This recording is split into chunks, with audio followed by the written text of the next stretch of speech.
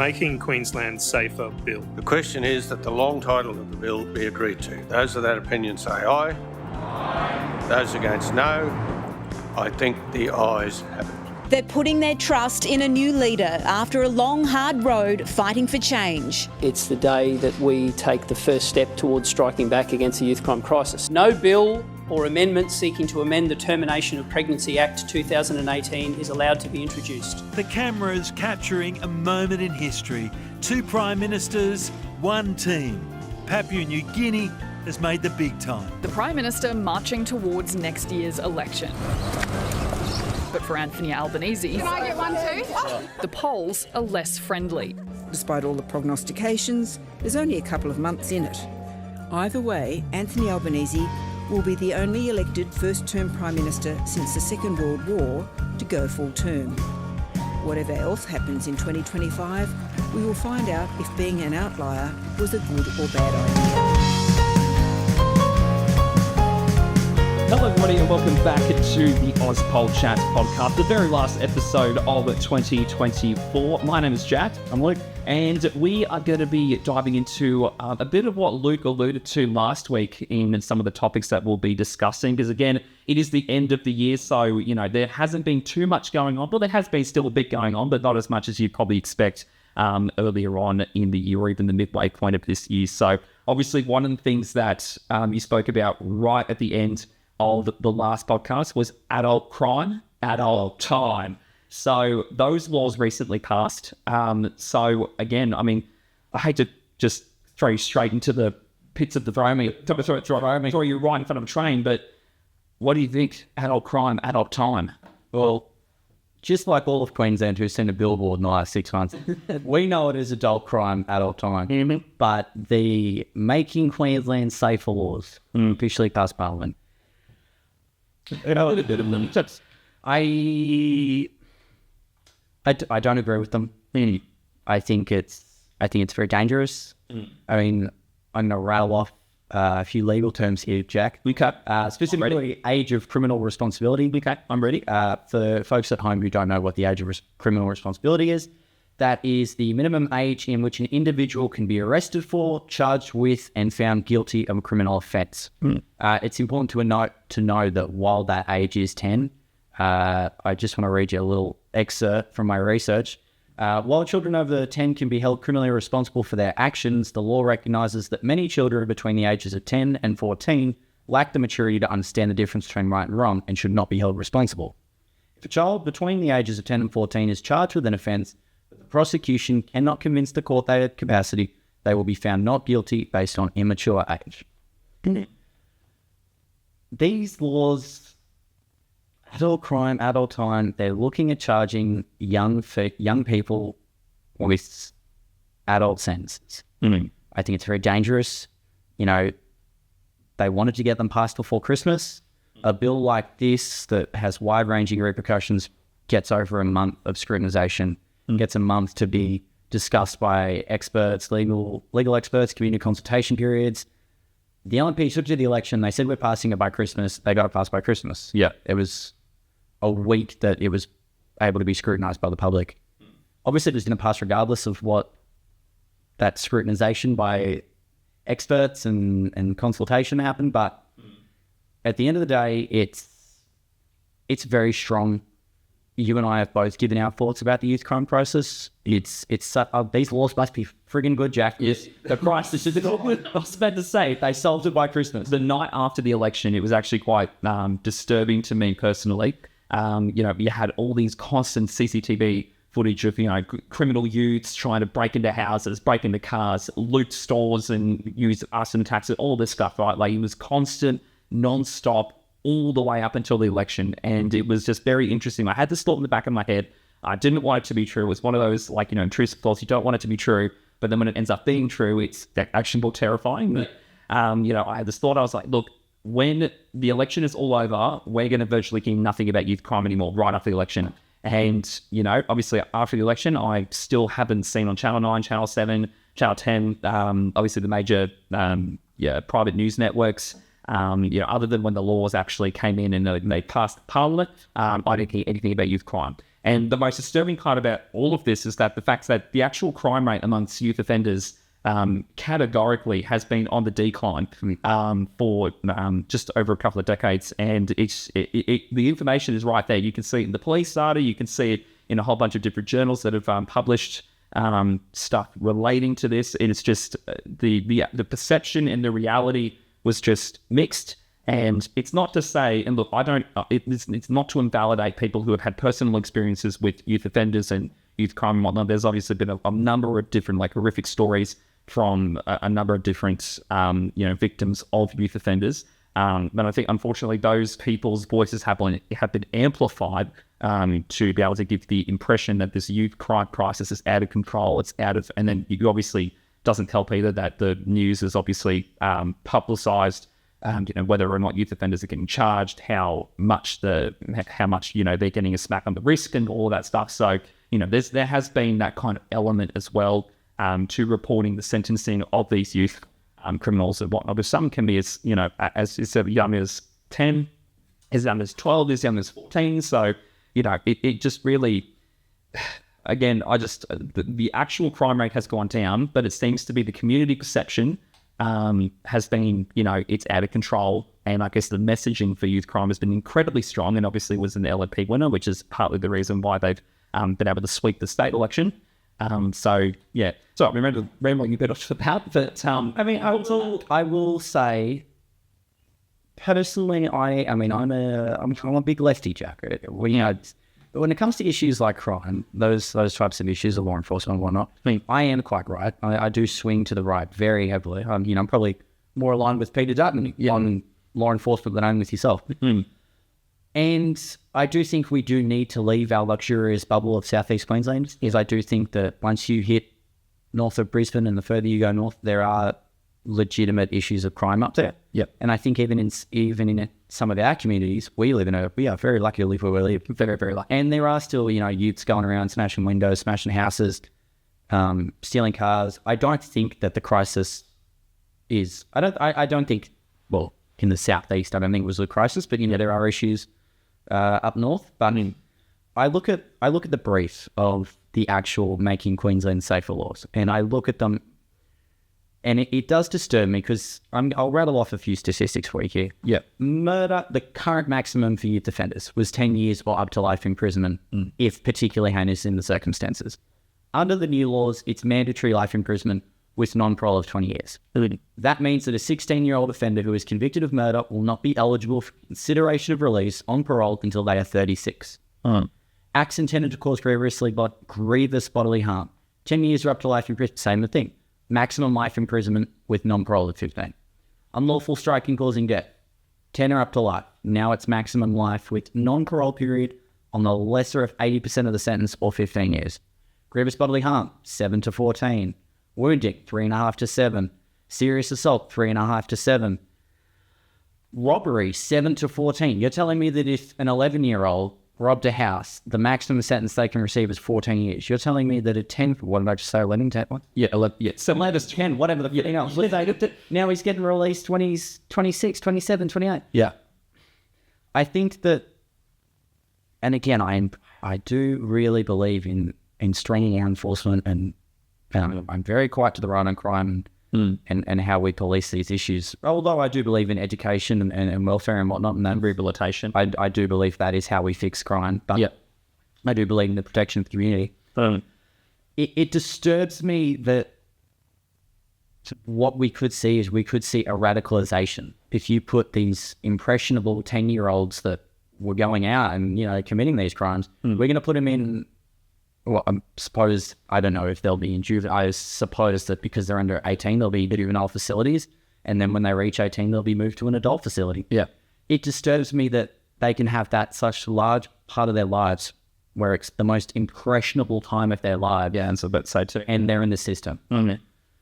I don't know if these laws are the issue, the key to solving the issue. I don't know what is, but I certainly think that these laws down the line will do more harm than good. Yeah.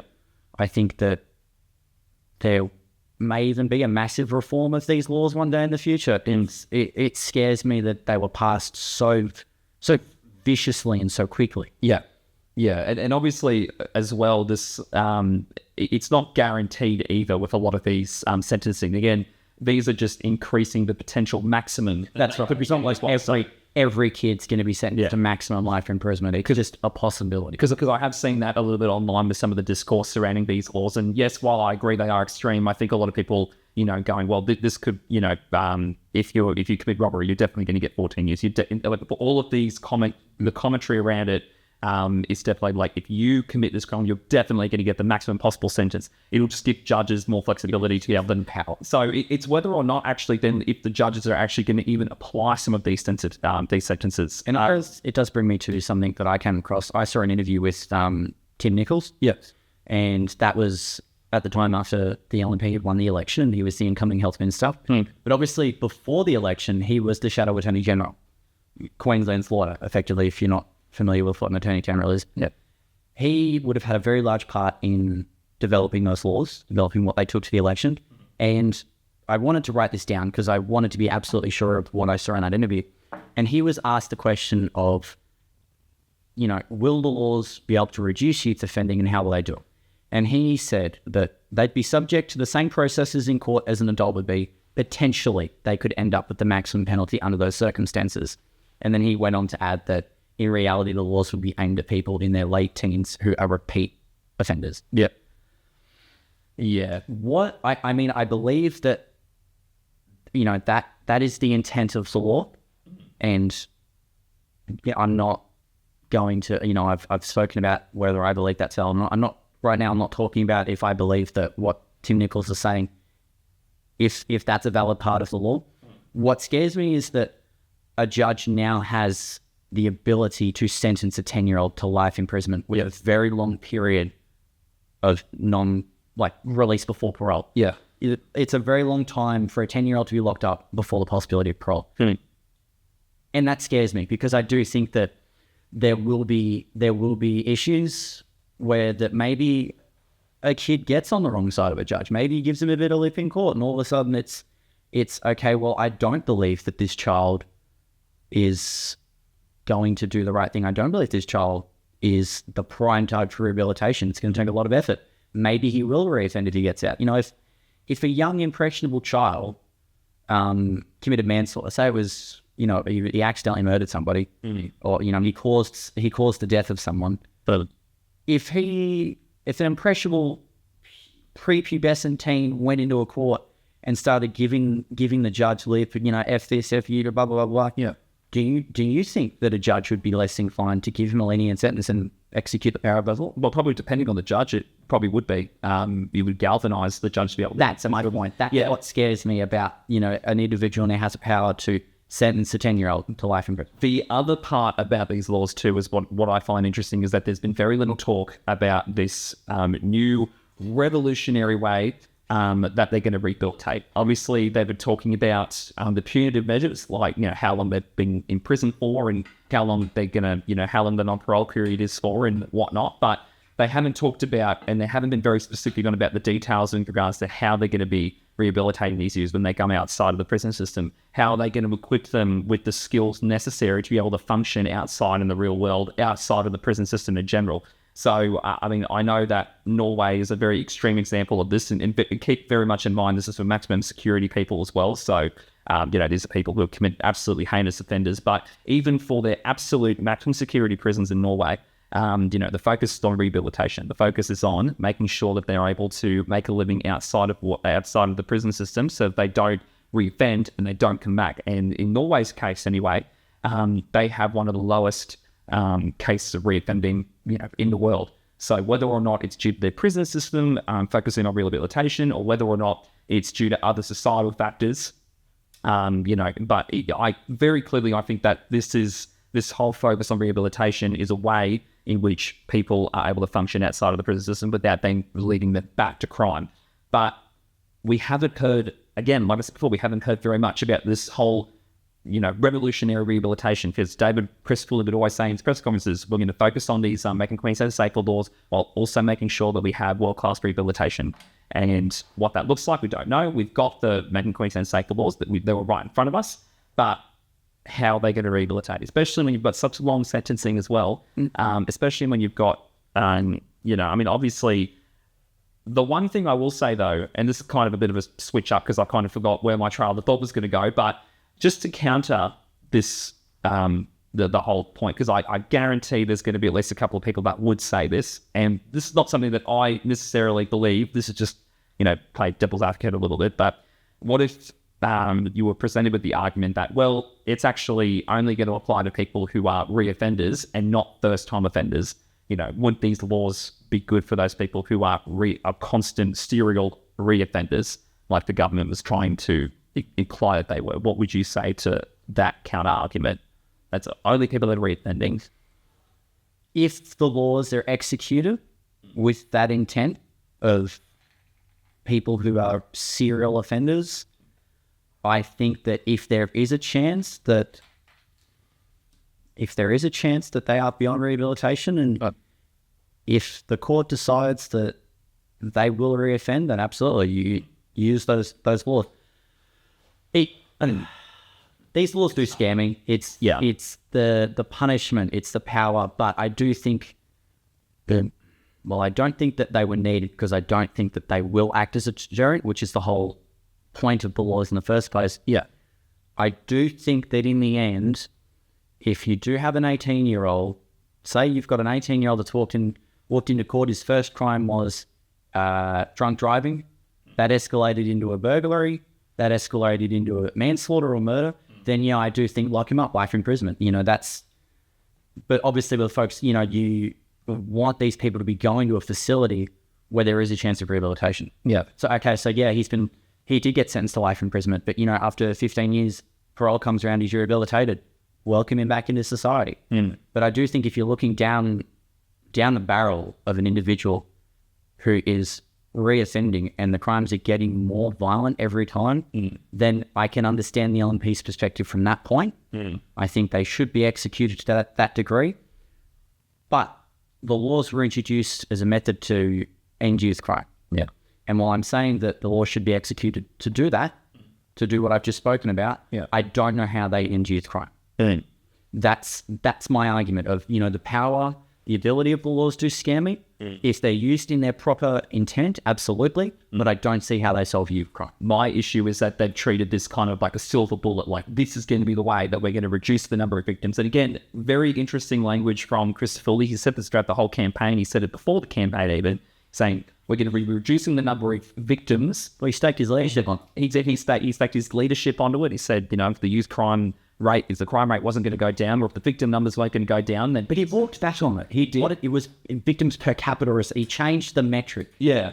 But what I find interesting was the language between the crime rate and number of victims. And that's what I found interesting, because, you would think that a lot of these crimes, there is obviously a victim involved. If there's an arson attack on someone's, home or someone's business, then the business and the homeowners would be the victims of those attacks. The people that go in and steal cars, obviously people who own the cars have been the victims of those things. So again, wouldn't these kind of, and again, this is someone who doesn't come from a law background or a criminology background. So again, don't take what we say as gospel. We're just talking. Yeah.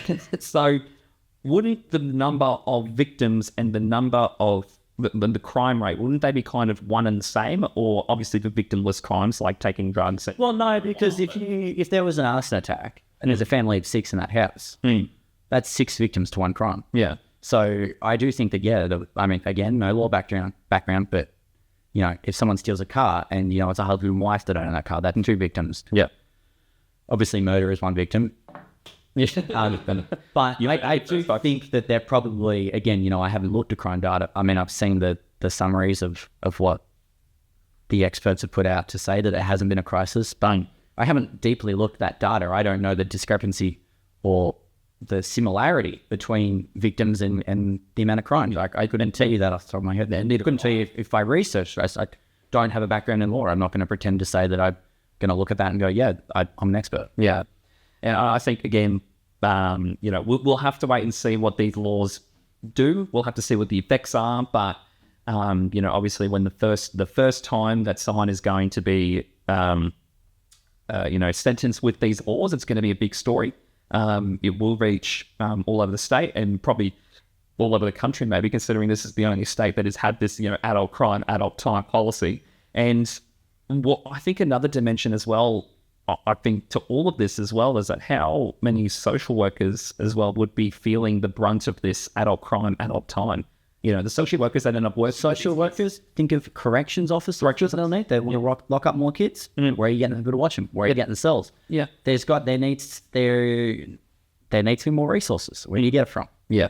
And, we're just not going to know. And again, there's a lot of things there that were outlined in those bills, but not a lot of specifics. And we're going to have to wait for those specifics at a later point.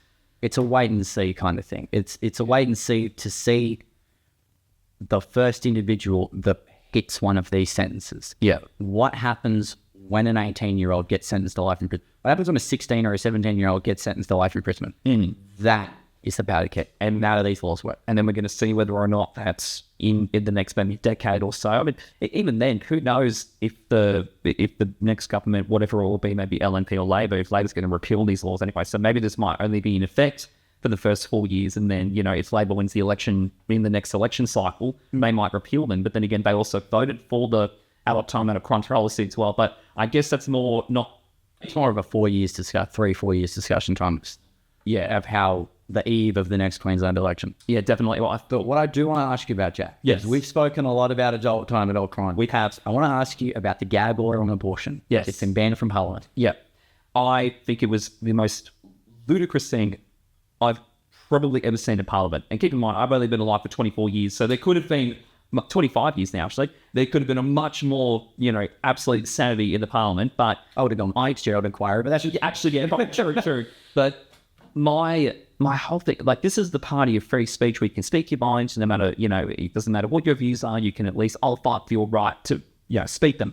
But they had a complete gag order on abortion, and this is very obviously a tactic from Chris Foley to be able to make sure that there's no conversation about abortion from any of his backbenchers or people who feel very strongly on the abortion issue.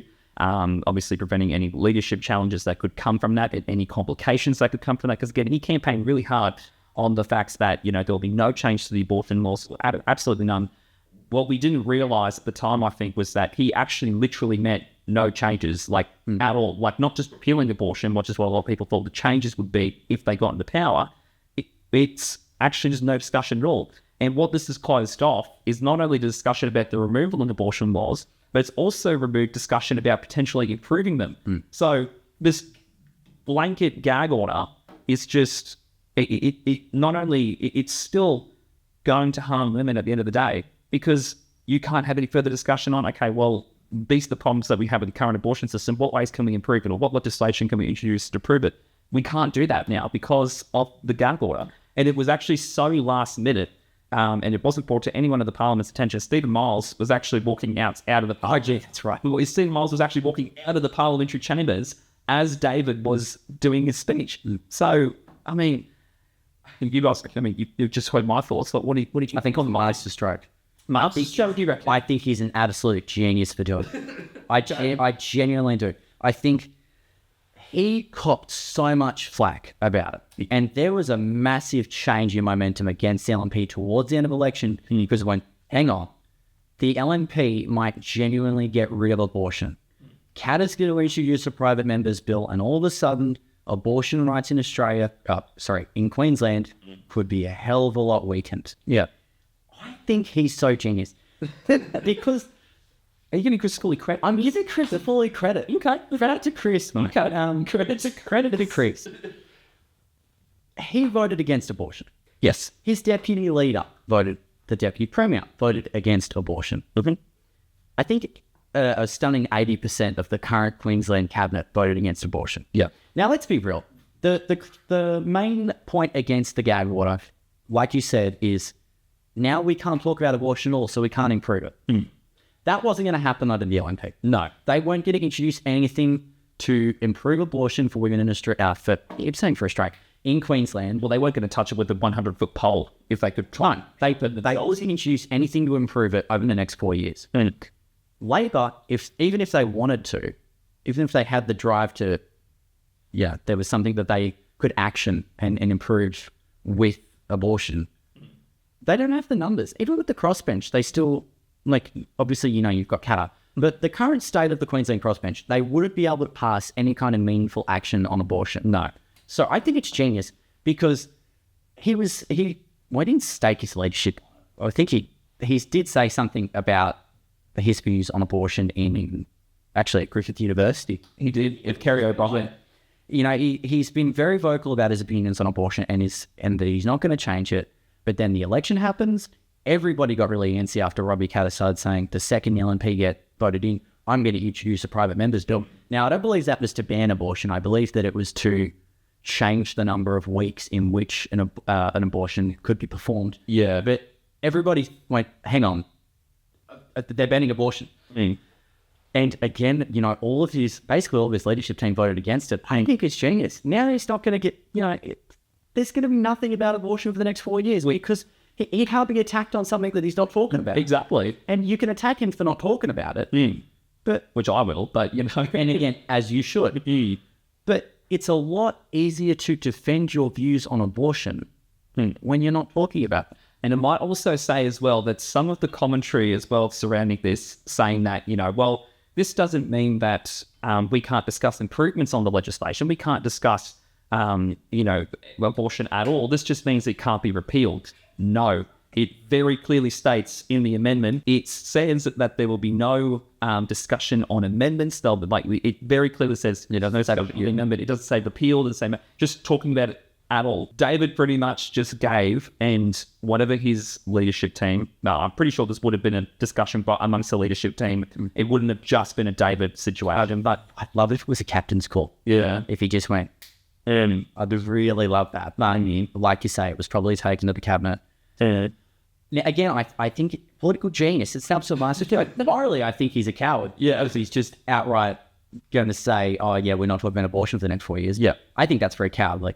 But politically, I think it's gold. It's dynamite. I think he's a genius for doing it. Yeah. And, you know, whether or not we're going to see whether or not that's going to change in the next 4 years, I don't think it's going to change in the next 4 years. I'd be very surprised if the gag order was removed and then all of a sudden it's going to be no, they won't about the gag because it was such an election threat for them too. It was such an election threat. They realised, again, like what we discussed on the podcast about the Queensland state election was that, you know, the more they saw of Christopher Lee, the more they talked about abortion, the higher the poll numbers were for the Liberal and for the Labor Party, and the lower the popularity scores were for David. So obviously that was an issue that was poison to him, and he had no real leg to stand on, especially given the fact that, like you said, he did express his views on abortion at Griffith University, of all places, big ups to Griffith, as well as, you know, in front of Kerry O'Brien and an audience of people, and that just came right back to haunt him, because I don't think he was expecting that to be an issue. I don't think any of the LNP leadership expected it to be an issue for them. I think they were just going to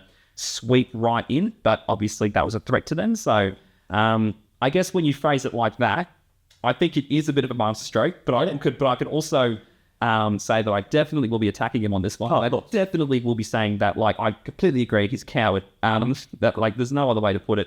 And, you know, I think if it was anyone that was going to put the gag order on it, he was putting the gag order on Robbie Katter because he's going to be the first one to put it through. And again, if it was anyone, like, I think I said this last time, but if David wants to strangle anyone and, you know, I'm sure that he doesn't come back, it would be Robbie Katter, because Robbie Katter was the one that brought it up. Robbie Katter was the one that was pushing for this, you know, this wedge into the LNP. Yeah. So, yeah, I guess, again, this is a wait and see type of thing. But again, I just found it absolutely incredible that the Party of Free Speech would do a gag order on an entire subject matter that was just ridiculous.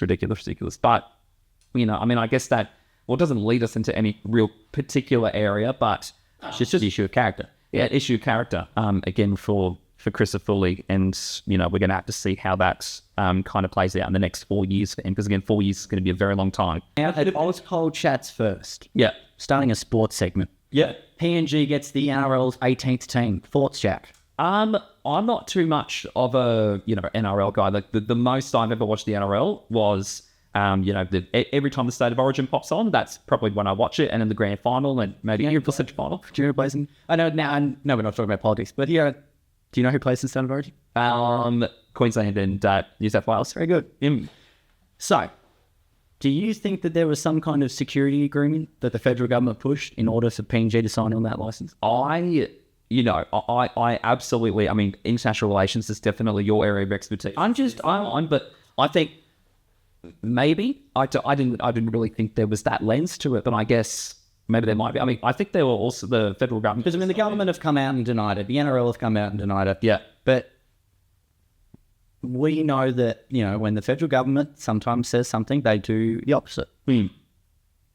Well, I think, isn't the federal government helping to at least... Yeah, get them a few $100 million. Yeah, like help in part to be able to make this team up, to build them a stadium and to help subsidise some of the costs. I just think it's very interesting that they're talking about an upgraded security pact means... Because PNG, you're not an NRL guy, but PNG are fanatical about the footy. Yeah. They talk about how rugby league being the great unifier of the country. It is the greatest game of all, of course. I don't deny that. Of course. Their desire for a team has been known for a very long time. They play in the Queensland reserve competition. Mm-hmm. There's been a lot of hoo-ha about maybe they don't have the quality of players, who'd want to move to PNG, player safety, yada, yada, yada. But now all of a sudden it's... PNG were in negotiations with China. They were talking, as countries do. And now all of a sudden there's talks of an upgraded security pact, and PNG are finally back that team they've been wanting for over decades.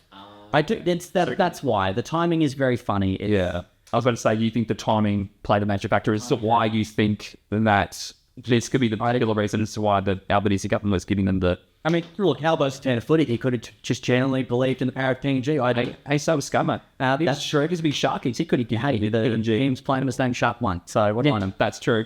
But, I don't want to spend a whole lot of time talking about this because it's a lot of speculation. There's a lot of conspiracy. We're not about that. But I do want to lead this into, do you think Australia is doing enough? Not enough? They could be doing more as a good international fella. Are they going on a world stage? The government of Syria has just fallen. We have the Ukraine war, we have the Israeli Hamas war. Obviously, we're doing military aid. But do you think we're neglecting the Pacific? Do you think we could be doing more? Do you think we're doing a good role as an international citizen? I mean, I think that this was a major sticking point for the Morrison government for the 2022 election. Solomon Islands made a security pact with China instead of Australia, and that was the big. There was a big national security concerns at the time, and Australia was neglecting the Solomon Islands, and I think. But there is also more to that though, because the president, I believe he's the president. The president of the Solomon Islands was under a lot of political pressure. He could easily get that investment from China in exchange for the upgraded relationship. I believe even at the time they recognised Taiwan over the People's Republic of China, as quite a few states in the Pacific still do.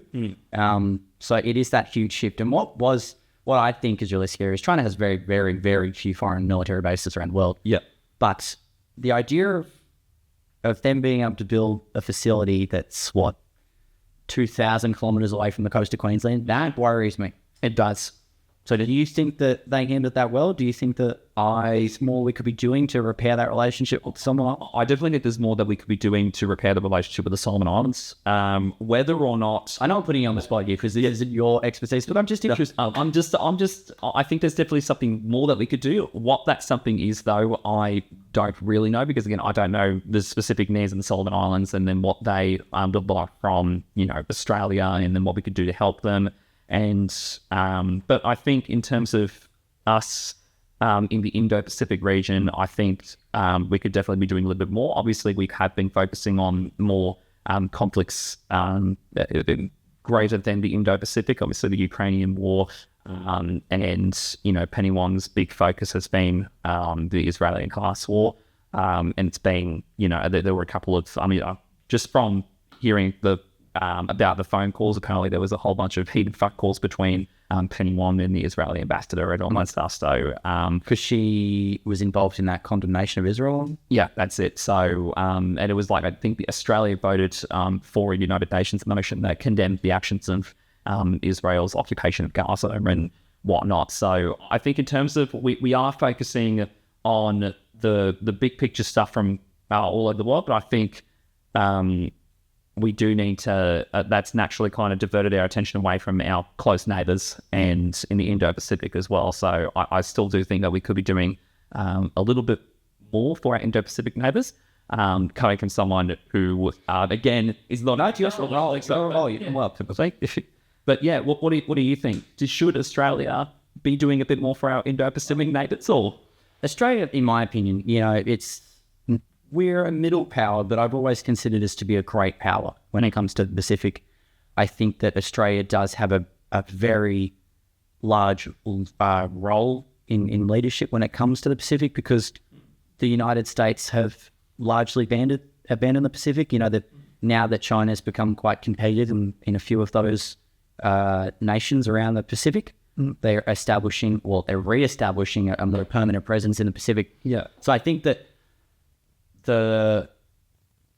although the United States has always been a world policeman over the last couple of decades, they haven't really focused too much on the Pacific, with with the role of Russia in that relationship, and now the real rise of China, but not necessarily the rise of China, but the rise of China under Xi Jinping.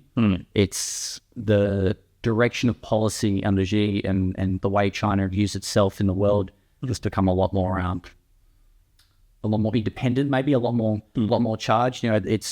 China, in my opinion, has gone from wanting to be perceived as a good international neighbor to being a leading figure in reshaping world order to suit Chinese interests. And I'm probably going to get flack from that. Probably get a few bad comments. That's just my view, whether that's the reality or not.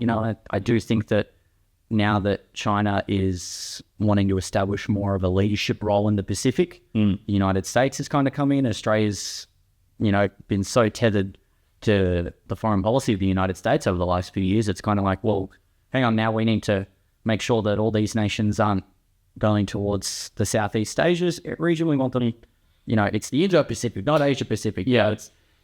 I do think Australia probably needs to stand on its own 2 feet. Well, maybe not on its own 2 feet, but the Australian foreign policy needs to be much more independent of American foreign policy. Yep. And while I do believe in AUKUS, ANZUS, and all of the treaties that we have with the United States, I do think that we can't just become reliant on their direction. We've had a very, very great role in leading the Pacific. I think we need to continue that role. I look at the late, the 70s to 90s, the early 2000s. I think that there was a role that Australia was the leader of the Pacific community, of the not the Indo-Pacific, because obviously you have the military might of nations such as China and India, the United States, all floating around the Pacific. But Australia, I always believed was a well-respected figure in the Pacific. The opinion of the Australian government and the direction of our foreign policy carried weight with states that have influence and power within the Pacific. I think it's very dangerous to Australian interests if we lose that relationship, if we lose that respect. Absolutely. So I think that we probably need to be doing more on climate change, because that's the biggest threat to a lot. Forget China. It doesn't matter if a Chinese plane's flying over if your country's underwater. Yeah, exactly. Or just so unbearably hot that you can't function pretty much. So yeah, again, I think, and that's a global effort as well. I don't want to go too much on a tangent about climate change, but you're right. It doesn't matter, if we somehow are able to retain world peace for the next 50 or 60 years, the inevitability of climate change will eventually occur. And if we haven't done everything in our power to try and stop it, or to try and, not stop it, but to try and mitigate the potential disasters that could come from climate change, that are already happening because of climate change, but will continue to get worse because of it, then whatever potential military invasion will happen won't really matter, or That's just me putting on your toes. I was just interested to see your thoughts now. So, what? Obviously, it is December 19th. Yes, we are coming towards Christmas. We are coming towards the end of the year. Parliament has ceased for the year. Yep, sat for the last time this year. To wrap up our little slice of Auspol, predictions for 2025. Ooh. Well, I'm going to say that it's going to be a very interesting year, but it's also going to be a very combative year. Again, don't mean by combative, I mean the federal election next year. Obviously, we've got a federal election happening. There's a couple of elections actually happening next year. So then we've got the Victorian state election and the Western Australian state election as well happening next year. I think Victoria's in 2025. I know Western Australia and the federal are. Yeah. Canberra had theirs not long ago. Northern Territory had theirs not long ago. Gee, South Australia must be due for one surely later. Even with Tasmania, there's got to be some elections floating around. That's probably bad that I don't know that. But I do know the Western Australia and the federal one are up. In Western Australia, you have a massive Labor majority. The state of the... this isn't me, Liberal bashing, but the state of the Liberal Party and the coalition in Western Australia is pathetic. They have... I don't even think they have more than 10 seats combined. Hell, they might not even have 5 seats combined. They are their presence has just been wiped out. Well, how can I say that Western Australia will definitely be... Western Australia will probably continue to vote Labor. Especially, I know they have a new Premier now, but Mark McGowan, his influence in Western Australia was very well received. He was very well respected. In terms of Victoria, I wouldn't be shocked if they had a new Liberal leader. The Victorian Liberals seem to implode every year or so. But then again, Labor's had that such long tenure in Victoria. Dan Andrews has stepped down. We've got Jacinta Allen. Jacinta Allen is their new premier. There's been some cabinet reshuffles there. Maybe Victorians might not. Maybe they might prefer a change of leadership. But are the Victorian Liberals ready to lead Victoria? I don't know. In terms of federal, though, Labor has 78 seats. The opposition have 55. I do think it's another Labor win. I think it'll be probably a majority government, but I think it'll be a very slim majority. I think you'll see an election very similar to the Queensland one, where obviously it's not going to be... I don't mean it's going to be similar in the fact that the Liberals are going to win this massive majority of seats. I think it's going to be similar that it's a small majority, that the swing... I don't think that the swing against the government will be massive. I could be very wrong here. The Labor could come out and win more seats off the Liberals. Maybe the Liberals win some back from the independents that they lost to.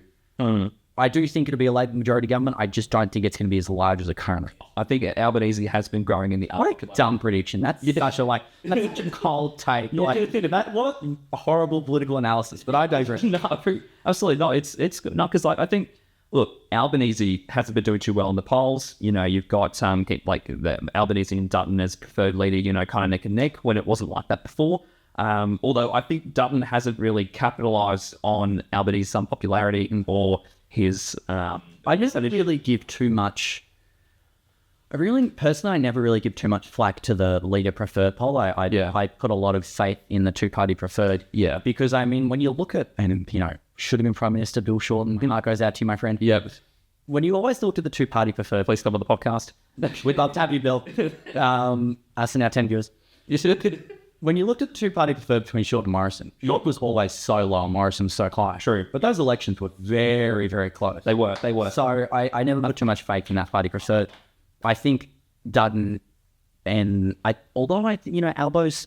faltered, I think that he's going to have a tough fight this election, but I think Dutton is much more unpopular than what the polls lead you to believe. And I think as well that it's just going to be a very ugly election. Like what I alluded to earlier, it's going to be a very ugly election. It's going to be a very fierce election, especially as Dutton, as the opposition leader, he's just going to be on attack. Because I don't think it's going to be an election of, I don't really like Albo, but I don't have a lot of confidence in Dutton. I think do people's lack of confidence in Dutton overrides Albo's lack of popularity?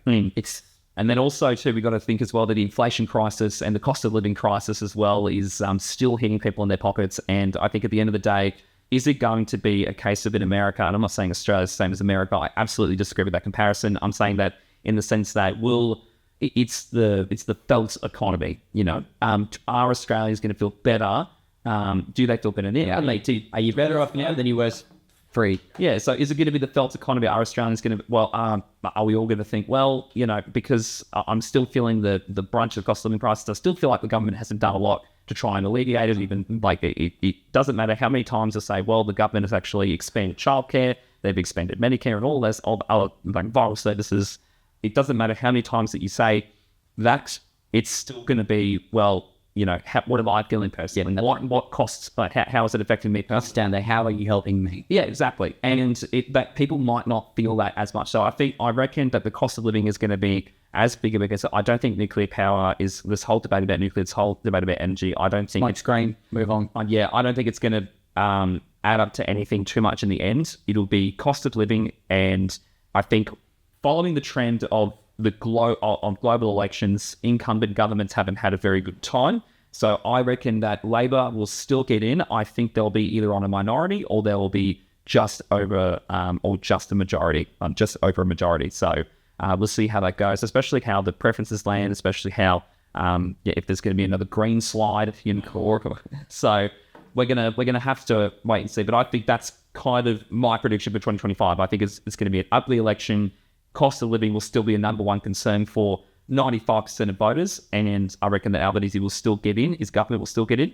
But as to by how much, I think they'll probably lose a couple of seats, and they'll probably just get over what they need. They'll either be a minority, or they will get over or they'll just be able to get over the line. And just for one fine prediction as well, whether or not the election will be early next year or they'll go full term. I don't know where these rumours started. These rumours started like a year and a half ago, where Labor were going to call an early election. They were going to call an early election, to secure their. I don't even know what the reason would have been for them to have an early election, but I always thought they were going to go full term, and I think they're still going to go full term now. Those are just my key predictions for 2025, and I can't wait to replay these again when the federal election happens. And It's now been asking one more question to wrap up. Yes. And I actually had to look this up to just quickly refamiliarize myself with Shadow Cabinet. Fair. 2025 election rolls around.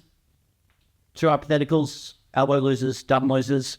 Who do you think replaces those leaders in the event of a loss in the leadership bill? I reckon Tanya Plibersek, for the Labor Party, I reckon Tanya Plibersek has a pretty high probability of getting it if Albanese loses. I reckon out of all of the people, either be Tanya Plibersek, Richard Miles, or his deputy PM, or Chris Bowen. Either one of those. Chris Bowen, you're okay.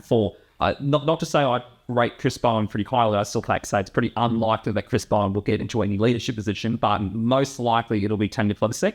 But again, I could be wrong. There could be someone who squeaks through the middle and gets it. And your Liberal leader, which is hard. I just had to look just to think, gee, who would do it? It's so difficult because it's a very difficult one, the Liberal leader. I'm still under the belief that if Josh Frydenberg didn't lose his seat in 2022, he would have been the Liberal leader. I do think that as well. Absolutely been the Liberal leader. Treasurers usually are most of the time the Liberal leaders. By that logic, I would probably maybe see, even though he's not, I don't think it would be a pretty good pick for the Liberal Party, but I think Angus Taylor. That's who I was thinking. That was because I didn't think that they'll pick Susan May. I don't think that maybe I'm being sexist. I don't think they'll pick a woman. I don't think they'll pick a woman, but at the same time, I think that the prominent female leaders that they do have in the party are deeply unpopular with the Australian electorate. Yeah, who knows? They might do a complete refresh and might pick someone who I like Andrew Hastie. I think he could do a good job. But that's just me. Yeah, Andrew Hastie. I know there's an Andrew Hastie and an Andrew Wilkie. Yes, it's a bloody Andrew Hastie. I like you, Andrew Hastie. Show my Minister to. I'm not going to mind him at all. I think he'd be a good Liberal leader. But then again, we've got all the moderates. You could turn my vote, I reckon. We've got all the moderates also. Leading the Liberal Party as well. We've got Stein Birmingham. Scott Pape retired. Yeah, he's gone. He's retired. So more and more of the moderates are leaving, and then you've only got really the even Paul Fletcher has decided to quit. Well, not he's retired. So again, it could be anyone's guess as to who would be the candidate for the Liberal Party leader. But I think I would agree. I think Angus Taylor. I think Angus Taylor would be a strong, not a strong choice, but their strongest choice. Yeah, whether or not that's actually a decent pick or a good pick is something else. But like you said, Susan May and all the other Liberal Party picks they would have been able to pick for the leader are popular with the Australian people in general. So who knows? But I guess very final thoughts on your 2025 predictions. Very, very final thoughts before we close for the year. Labor re-elected with a smaller majority. In the event Albo loses, I think Jim Chalmers, maybe a Mark Butler type figure. I completely forget Jim Chalmers. Jim Chalmers politically the same as Albert, but he's a lot more popular, and he's a much better speaker, and he's much better at relating to the electorate than I think Albo is. I do think Tanya Kulbasek is a strong choice. I just think that if she hasn't secured the Labor leadership in the last couple of years, I don't think that she does now. I mean, I'd like to see her there. I think she's a very strong leader. I think that she'd be an excellent Prime Minister. But I think Jim Chalmers is probably a more likely pick. Liberal leadership, I think Angus Taylor, Andrew Hastie is my Smokey. Yeah. But as they say, Jack, a week is a long time in politics. And it's certainly over the Christmas period when no parliament's hit. Absolutely. So I say to you a very Merry Christmas and a Happy New Year. Yes, absolutely. And to all of the folks at home, a Merry Christmas if you celebrate, and a Happy New Year. Yes, absolutely. We've got no choice in celebrating because that happens regardless of. Absolutely. So, and we'll be back in 2025 with some more AuspolChats. And again, election period, it's going to be super exciting to see what's going to be going on. There was already a heap of crazy stuff happening this year. So who knows what Auspol has in store for next year. But thank you all so much for... Thank you very much. And we'll see you all next year, hopefully. But until then, have a good one.